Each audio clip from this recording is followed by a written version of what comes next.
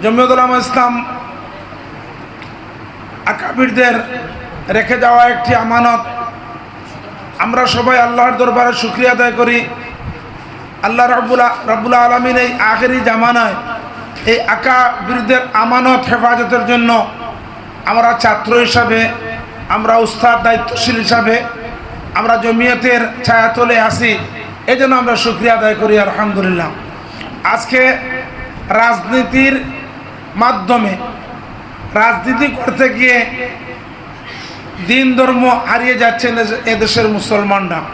বিভিন্ন লাইনে আওয়ামী লীগ করতেছেন, বিএনপি করতেছেন, জাতীয় পার্টি করতেছেন। আগে আমরা যখন 1996 নির্বাচন করি তখন দেশের পরিবেশ পরিস্থিতি অন্যরকম ছিল। তখন আমরা বিভিন্ন কঠিন ভাষায় বিভিন্ন দলের সমালোচনা করতে পারতাম।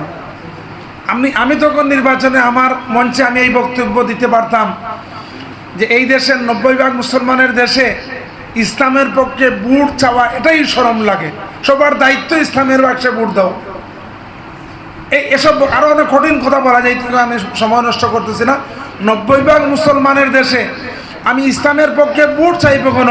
মুসলমান তোর দায়িত্ব হলো ইসলামের পাশে ভোট দেওয়া। সেই সব আধুনিক শিক্ষা এবং পাশ্চাত্য শিক্ষার এই দাবানলে আমাদের ইসলামী ঐতিহ্য বিলুপ্ত হয়ে যাওয়ার কারণে আমরা একটু কঠিন অবস্থায় পড়ে গেছি। আলহামদুলিল্লাহ এই 2025-এ আমি মনে করি এই দেশ স্বাধীন হওয়ার পর জমিয়ত উলামা ইসলামের একটি স্বর্ণযুগ 2025। আর আশা রাখি 2026 হয়তো বা এটার একটা শীর্ষ অবস্থানে জমিয়ত তার আত্মপরিচয় নিয়ে প্রকাশিত হবে এই দেশের সর্বোচ্চ আঙ্গিনা, এটা আমি প্রত্যাশা রাখি।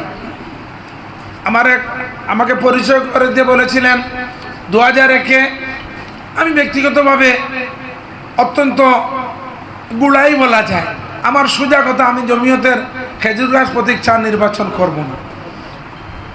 2001-এ যখন আমাদের নির্বাচনে অন্যান্য প্রতীক দিয়ে নির্বাচন করেছেন তখন আমি আল্লাহ তাআলা আমাকে অত্যন্ত কঠিন পরিস্থিতিও জমিয়ত উলামা ইসলামের খেজুর গাছ প্রতীক দিয়ে নির্বাচন করেছিলাম।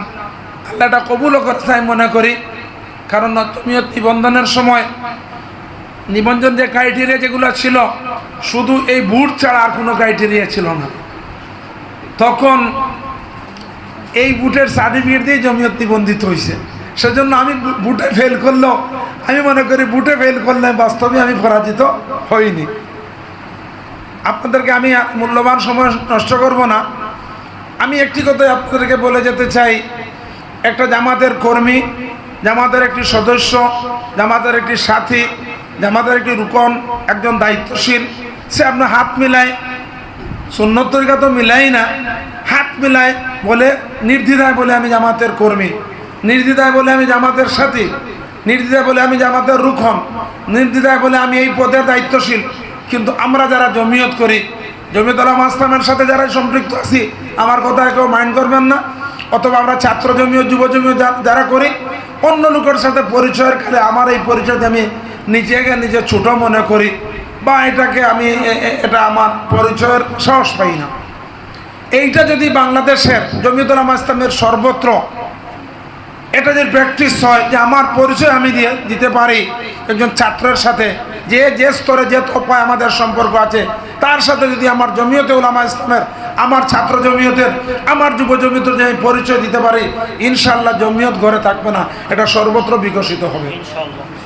আমি এটা খুব পরখ করে বিষয়টা আমি একটি বিশ্লেষণ করে দেখেছি।